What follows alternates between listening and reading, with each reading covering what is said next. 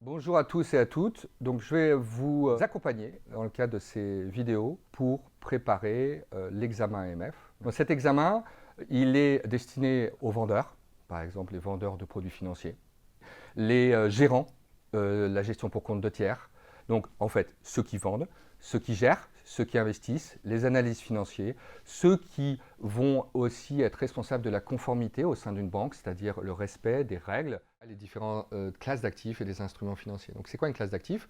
C'est en fait une catégorie d'instruments financiers dans lesquels on peut investir, par exemple si on est un épargnant, et que peuvent émettre les banques ou par exemple les entreprises ou les États. Ce qu'il faut comprendre, à chaque fois que vous allez approcher le marché et faire des ponts entre les différentes thématiques, c'est que quand on parle des marchés financiers, il y a toujours deux acteurs. Il y a celui qui a de l'argent et il y en a un qui en a besoin. On va aborder les différents types de marchés, marché organisé et marché de gré à gré.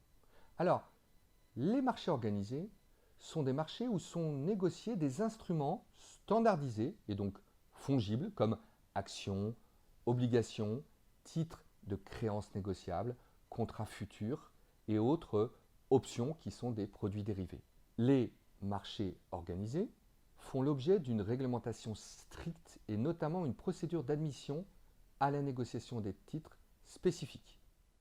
Alors qu'est-ce que le bilan? Le bilan, c'est un document comptable qui présente le patrimoine d'une entreprise à un instant donné, donc avec une logique de stock.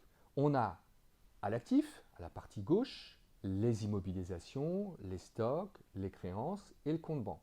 Au passif, on a les capitaux propres, les provisions, les emprunts et les dettes. Le prestataire de services d'investissement doit fournir une information exacte qui rend compte de l'ensemble des caractéristiques de l'instrument de manière objective. Une information claire, exemple de jargon technique ou autre formule étrangère aux néophytes. Enfin, une information non trompeuse, notamment concernant les facteurs de risque et de performance qui doivent être clairement formulés dans le corps du document. Passons à la protection des clients et notamment à la protection des données personnelles. Alors la protection des données personnelles est encadrée par la CNIL, qui est la Commission nationale de l'informatique et des libertés. Donc je cite, dans l'univers numérique, la CNIL est le régulateur des données personnelles.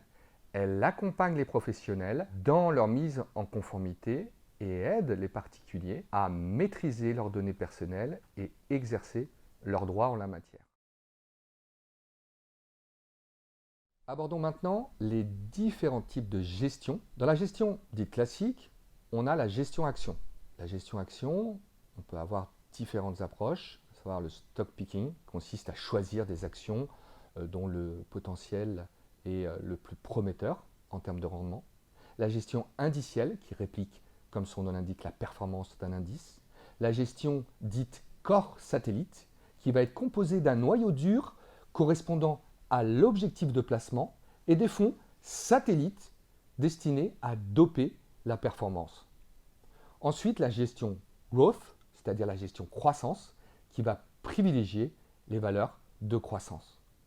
Ensuite, la gestion value, qui, elle, va privilégier les valeurs qui vont être sous-évaluées par le marché. Et enfin, la gestion thématique et sectorielle, qui consiste à s'exposer, comme son nom l'indique, à un thème particulier ou à un secteur particulier comme la finance durable.